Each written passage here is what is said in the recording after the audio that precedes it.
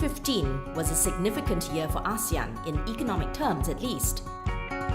The establishment of the ASEAN Economic Community, or AEC, was a major milestone in its agenda for economic integration.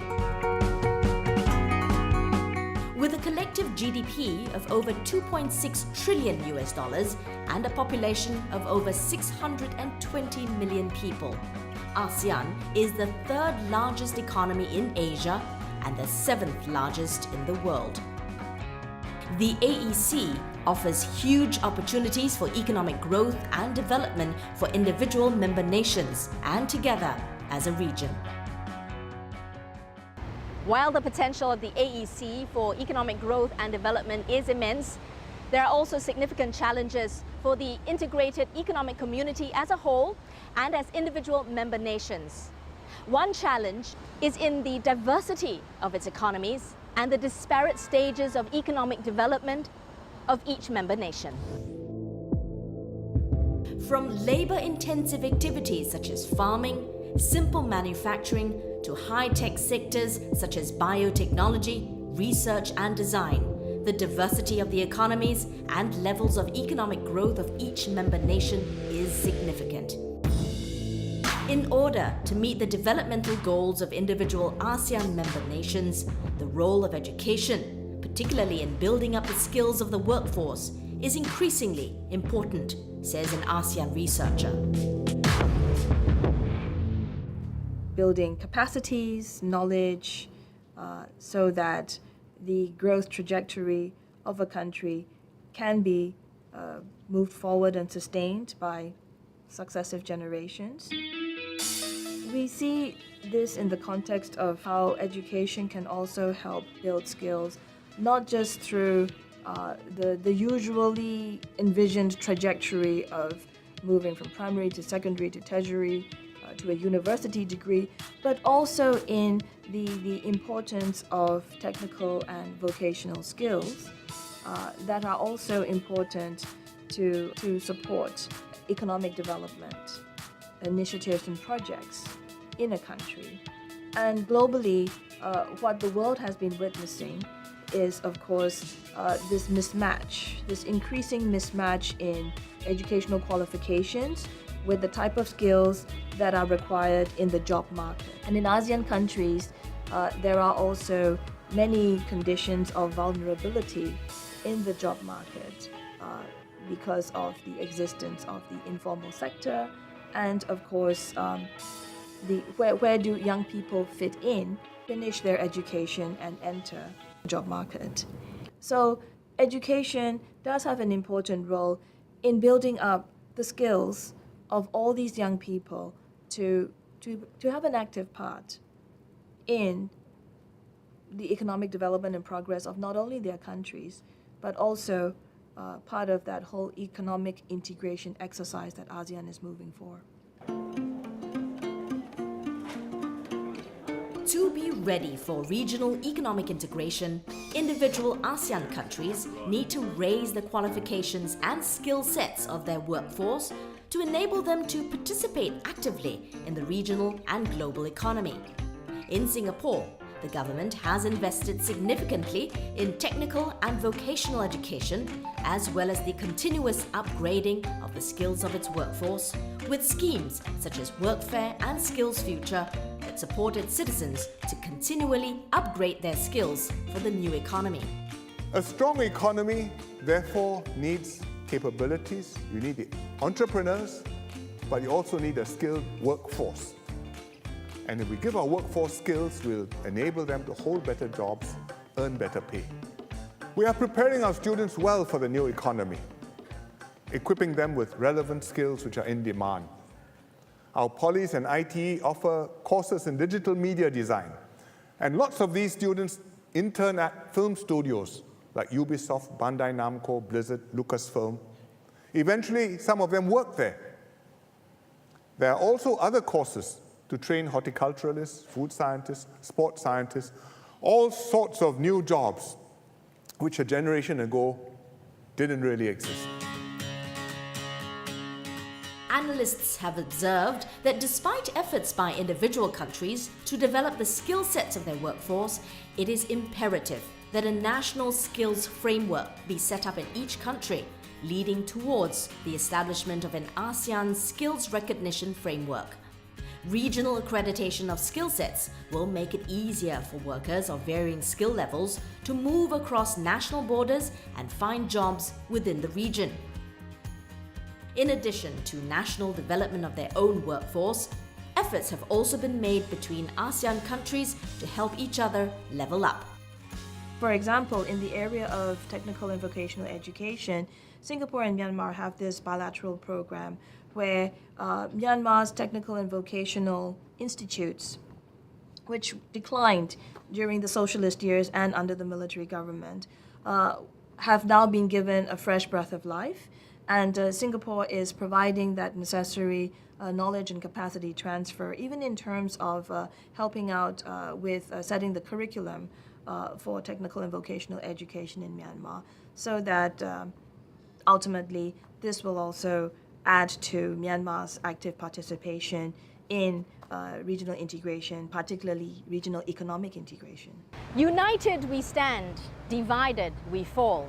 Besides building capabilities of the workforce and developing and promoting technical and vocational skills, competency standards and guidelines, the spirit of working together and supporting each other is ultimately the cornerstone for success for ASEAN integration. It exemplifies the true spirit of ASEAN as a grouping, as a community.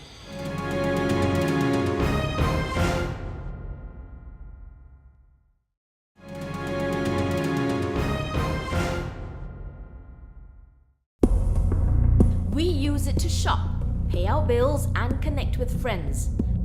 For most of us, our lives are so closely linked to cyberspace, we simply cannot envisage a world that is not plugged into the internet. Yet, the more connected we are, the greater our risks become. As cybercriminal networks expand across the globe, fraudulent activities have increased in sophistication and attackers have become faster and bolder. Governments estimate that the economic damage caused by these crimes runs into billions of dollars. In Southeast Asia, the number of internet users among the population varies widely, from as high as 80% in Singapore to about 13% in Myanmar. The ASEAN community has been jointly fighting cybercrime for more than a decade, when it included the issue in its plan of action to combat transnational crime. In 2013, the United Nations also reported that 8 out of 10 ASEAN countries have cybercrime regulations exceeding international standards. Leading the fight against cybercrime is Singapore. Between 2005 and 2012, it implemented 2 Infocom security master plans. And in 2013, it unveiled another 5-year national cybersecurity master plan to further strengthen the nation's cyber environment. The country has reason to stay on the alert. According to a recent Asia-Pacific Defense Outlook report, which examined where wealth exists and the extent of internet use, the country is among the top 5 in the region most vulnerable to cyber assault.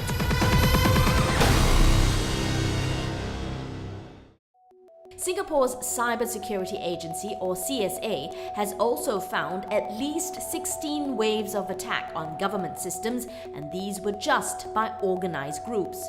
The agency was set up in April 2015 to consolidate cybersecurity capabilities across different sectors such as banking and finance, utilities, transport, and healthcare.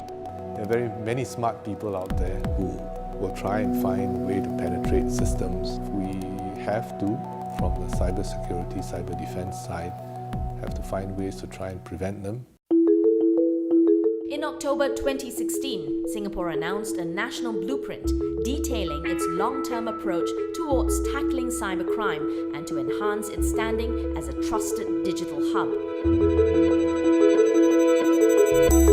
The CSA has been tasked to lead the coordination efforts, and one of its priorities is to step up protection of the Republic's essential services. The agency will work closely with the Home Affairs Ministry, which in July had launched an action plan to create a safer cyberspace, such as educating the public about the dangers of scams and to teach vulnerable groups like children why they should not give out personal details to strangers. There are plans to strengthen legislation with a new Cybersecurity Act to complement the existing Computer Misuse and Cybersecurity Act, which grants law enforcement agencies powers to investigate and apprehend those behind cybercrime. We have to update our laws to make sure they remain relevant and redefine what crime is, if necessary, to deal with the transnational nature of crimes and the new and evolving tactics of criminals. In the civil service, about half of the public agencies have started using separate networks for internet surfing and to access emails related to work. The rest are on track to implement this by mid-2017. The aim is to make it harder for cyber attackers to plant malware or access government computer systems. Another priority is to establish both local and international partnerships. Already based here since end 2014 is Interpol's Global Complex for Innovation. Its R&D facility houses a cybercrime fighting unit to tap the partnership between police and industry experts. An immediate challenge that Singapore needs to tackle soon is a lack of cybersecurity professionals, with one expert warning of at least a 1 million shortage worldwide. Singapore estimates it needs an additional 1,000 specialists by 2017, and by 2021, the demand could hit nearly 10,000. To meet the growing manpower needs of this industry, educational institutions and companies are stepping up their efforts.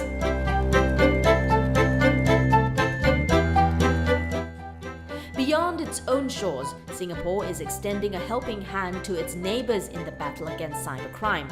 It will fund a $7.2 million ASEAN Cyber Capacity Program, also known as ACCP. This will be launched in April 2017, and over a 5-year period, the money will be used to pay for resources, expertise, and training. In addition, Singapore is putting in nearly $1 million to sponsor the Cyber Green Initiative, a non-profit organization that helps countries explore the state of their cyber health and fix any problems. For a start, under the 3-year sponsorship, ASEAN members will be able to have Cyber Green prepare a report on their own country's status. Through this platform, the countries can also work together to secure a common ASEAN cyberspace. Over the past decade, global discussions on cyber norms have kicked off. Singapore is also keen to start dialogues with the ASEAN community to develop a set of regional cyber norms and behaviors that are relevant to this area's unique context and cultures. The country also believes that if ASEAN achieves consensus, agreement and cooperation with regards to its cybersecurity efforts, this will certainly pave the way for a safer and more secure cyberspace for all.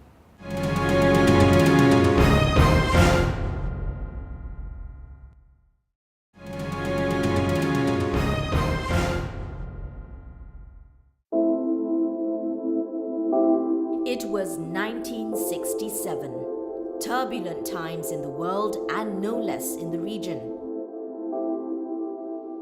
When a handful of countries in Southeast Asia first came together to form the Association of Southeast Asian Nations, or ASEAN, foremost on the minds of their leaders were peace and stability in the region.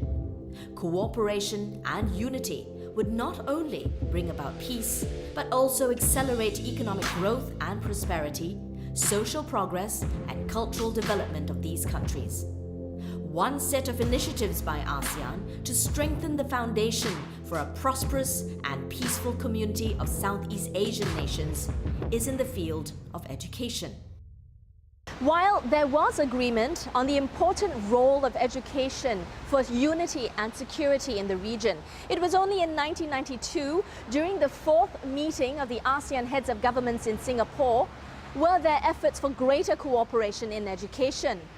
One outcome of this was the establishment of the ASEAN University Network, or AUN, in 1995. A significant and important ASEAN instrument in the field of education. The concept of establishing an ASEAN university, as it were, really started when the education ministers in this region sat down for the first time in 1977. So in the past, of course, it was to support the main goals of ASEAN, which are about peace and stability and economic progress and social development. And the role of education was one of the vehicles, the sectoral vehicles to support the furthering of these regional objectives and goals that were enunciated since 1967. Along the way, of course, with the enunciation of the ASEAN Community 2015, and the three community pillars, political security, economic, socio-cultural. The role of education has also been to see how it can be a part of and to support ASEAN integration. The ASEAN University Network began with 11 universities, and as ASEAN expanded, so did the AUN. It has since grown to become a highly visible organization with a membership of 30 universities, all of whom are nominated by the respective ASEAN member states. By serving as a policy-oriented body for higher education in the region and by fostering cooperation in research and teaching, the network seeks to strengthen the quality of human resource development and higher education across ASEAN. So at this point in time, it's really about getting the leading universities in the region to sit down and network together, talk about issues that will have to be resolved in terms of credit transfers, accreditation, even syncing the academic semesters, and of course facilitating student exchanges and mobility, cross-border mobility for students, as well as seeing how the different academic disciplines in all these universities can also support the ASEAN integration goals and prepare the young people for professional or workplace mobility. While there is much work to be done to realize the full potential of cooperation in education, universities in the network have benefited from their membership. The National University of Singapore is one of 3 universities representing Singapore in the AUN and has been part of the AUN since its formation 21 years ago. We are very much part of Southeast Asia, and it's important to get to know our neighbours, the universities in our vicinity. Yeah, I think AUN has tremendous impact because we are working with young people. We are working with the top echelon of society, the people who will be the business, political leaders of tomorrow.